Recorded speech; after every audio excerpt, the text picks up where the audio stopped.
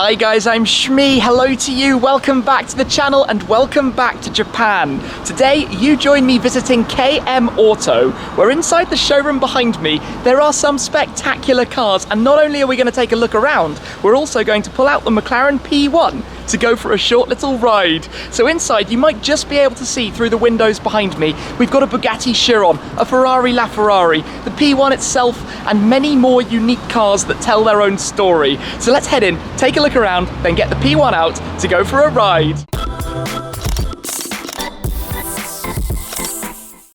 Let's explore this collection, where immediately we are greeted by the latest arrival, the Bugatti Chiron, in white with the red interior. But just feast your eyes around this room. Some very special cars with brilliant stories. So we've got the McLaren Mercedes SLR Roadster. Alongside that, the McLaren 675 LT Coupe. Then we have the 675 LT Spider.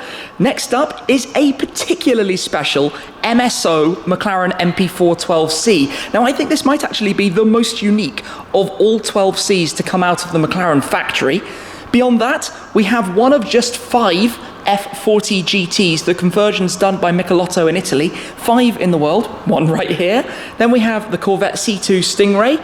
On the other side, the Ferrari 348 Spider, the Ferrari California T, and then, if I come this way just to give you a view, it is the hypercar lineup, the LaFerrari, the McLaren P1, and the Bugatti Chiron. What a trio. The P1 that we're going to be taking a proper look at shortly, the white again with the red interior. I think it's a particularly good colour scheme, especially out here in Japan. But before we get to that, the LaFerrari. No introduction needed to Ferrari's hybrid hypercar. Very, very special. Still truly stunning. In fact, to see these two side by side is really quite a spectacular thing. The two cars that launched at a very similar time, doing similar things in terms of the hybrid technology, along with their combustion engines. You have the naturally aspirated V12 in the Ferrari, you have the twin turbocharged V8 in the McLaren, but both supported by electrical assistance for over 900 horsepower. You probably know they went right up against each other in many tests at the time, but just come around quickly, have a look at the interior inside this P1. So the buttons are just here on the inside.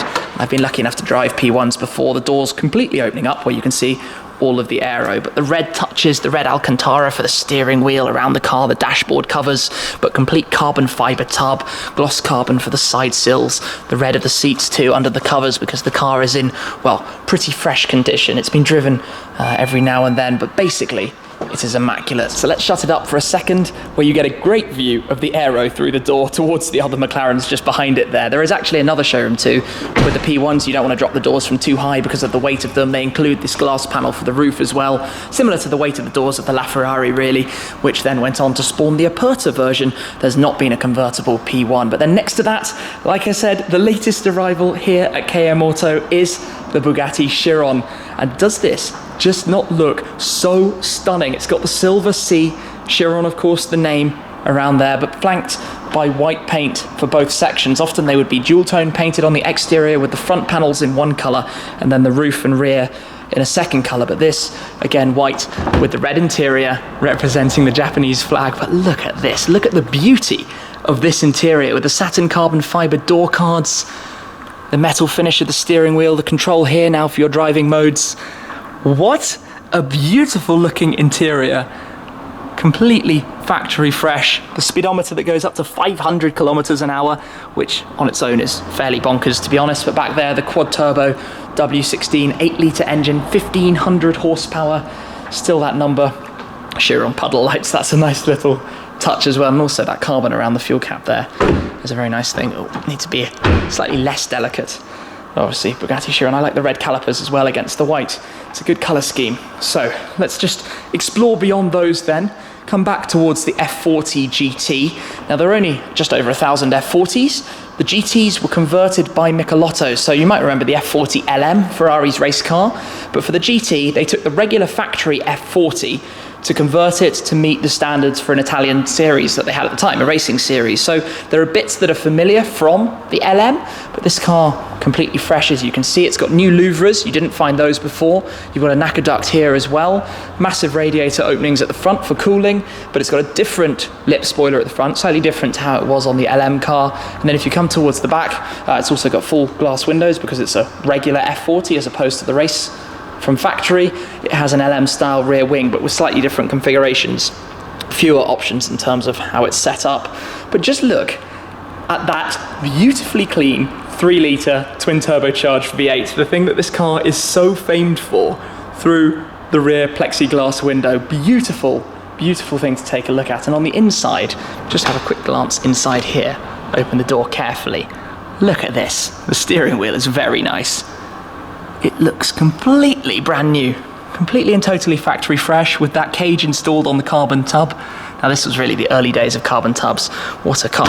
What a beautiful, beautiful machine.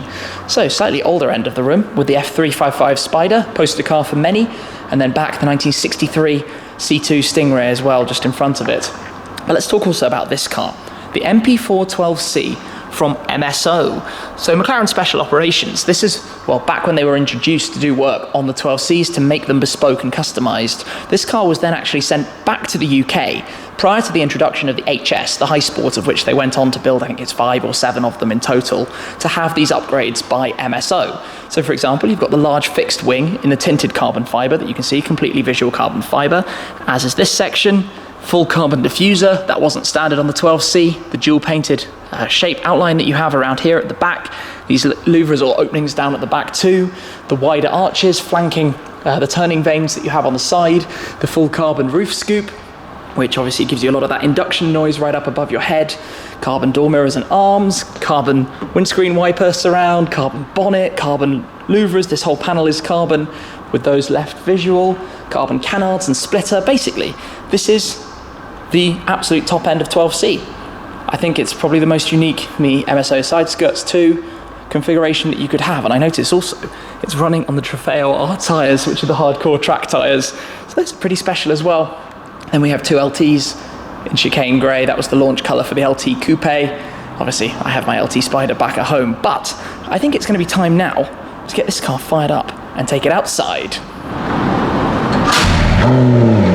I have always loved that click that you get from the McLaren P1 as it fires into life the relays that are controlled by the battery to do the starter motor, as opposed to the more traditional system that the car would operate on. But now it's time to get it outside. Just notice a little bit more from the back also, by the way. It's got the carbon fiber rear wing, which was an MSO option. Just the rear end of the P1 was so pretty, and this is of course the first Ultimate Series car, the Senna, that I'll be receiving in about 6 months or so from now. Is the second member of the Ultimate Series family, a very different ethos to the P1, but the follow-up, I suppose, the successor to its lineage. I love that noise, the rawness, the rumbles. Of course, you can put the P1 down into its race mode, lower it significantly with the suspension, have the wing up high at the back. So good. The colour, the pure white in the sunshine is lovely. The metallic looks so good. That is super nice. Super, super duper nice. Love it.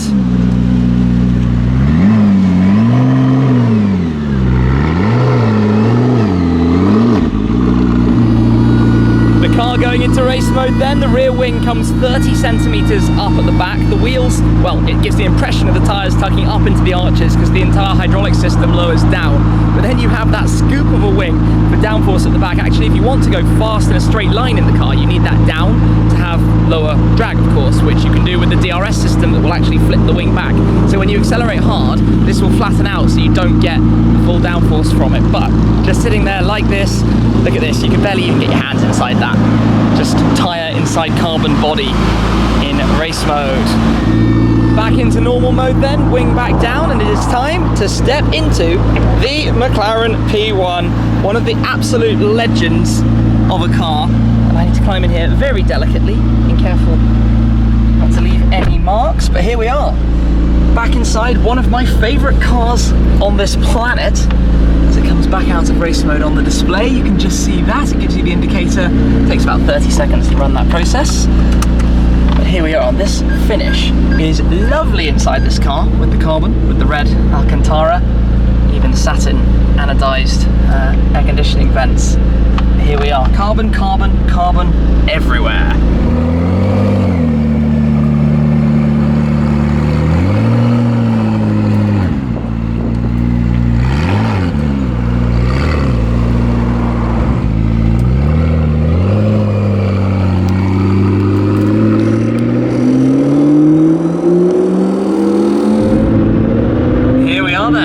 inside one of the finest P1s out there. When you look at this colour scheme, it is beautiful. Always a car that's suited white so very well with the contrasting carbon all around it. And here we are, just cruising along.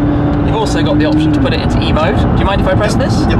So press E-mode, and the engine cuts, and it's silent. Electric driving, not for the biggest of ranges. It's about 8 miles or something, 6 miles, something like that. But nonetheless, a strange experience when you're just listening to that UFO-like noise of the car, and then one press again, and the engine fires up. And as you go, as normal. Now, I've been lucky enough to experience the P1 before. I've been out in a couple, I've driven a couple, but this is the first time I've been in one of McLaren's Ultimate Series since I announced to you guys that I have my Senna coming. So I'm thinking about it with a slightly different mentality in terms of what it's like. Of course, the P1 and the Senna have completely different mentalities. They're for totally different things. The P1 was a technology tour de force, an example of what's possible, using a hybrid system for performance as opposed to just for environmental reasons. Obviously, it has that element too when you drive it in E-mode, whereas the Senna is a car that is the ultimate track car that can still wear a number plate. This was, I think, designated at the time as the ultimate car for road and track, to drive in both environments, setting blistering lap times.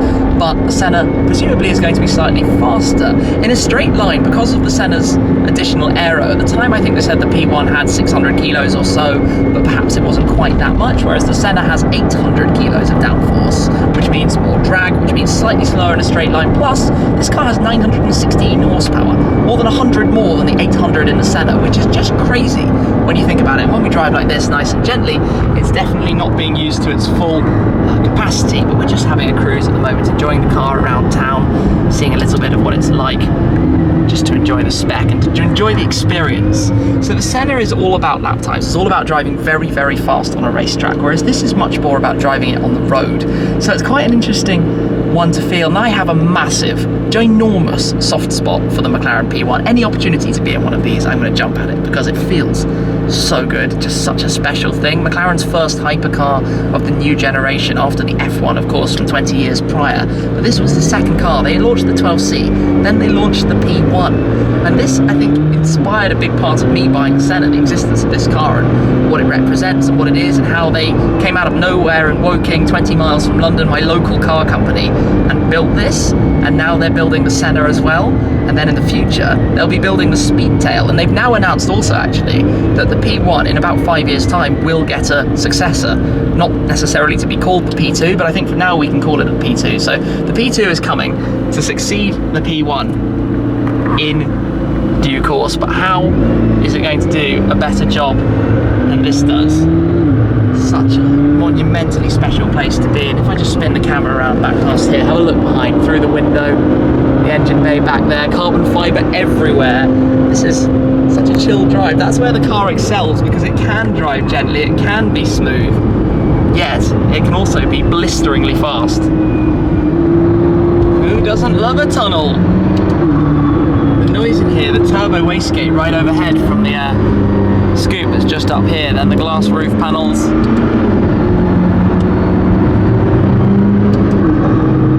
Those noises are really cool, the fluttering of the wastegate valve.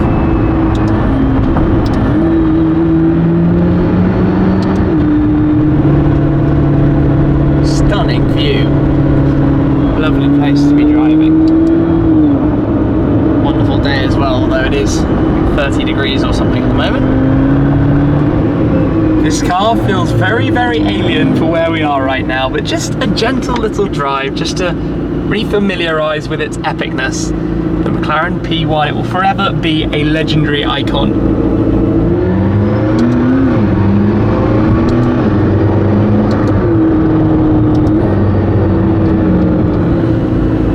We are joined now also by an Aventador S Roadster. We'll get the car back in and then have another look at this side of the showroom too. Well, the P1 needs to go back in. Thank you very much. Appreciate it. Really, really cool. Thanks to the Chiron. And laugh. How epic.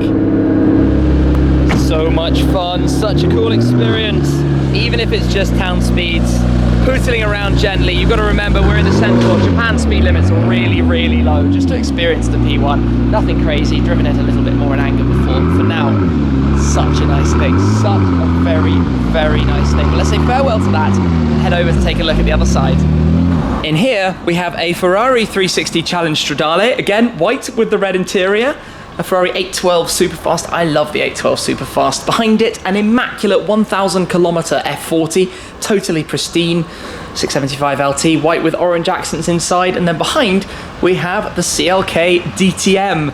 And this is not the entire collection. This is just what we have to see here. There are many more cars, many more hypercars as well, that I've had small teasers of, I haven't been able to film today. But what a fun drive anyway, just going out in the P1 to experience it again. Come down, see KM Autos, see these fantastic cars, see the Chiron, P1, the LaFerrari, and think a little bit about how the P1 compares to the Senna and what's coming in the future with this P2 when it arrives with us as well. So thank you very much to the guys for hosting me today. I've had a good time. I hope you guys have enjoyed the video, but that's it for this time. I will catch up with you again very soon. Cheers.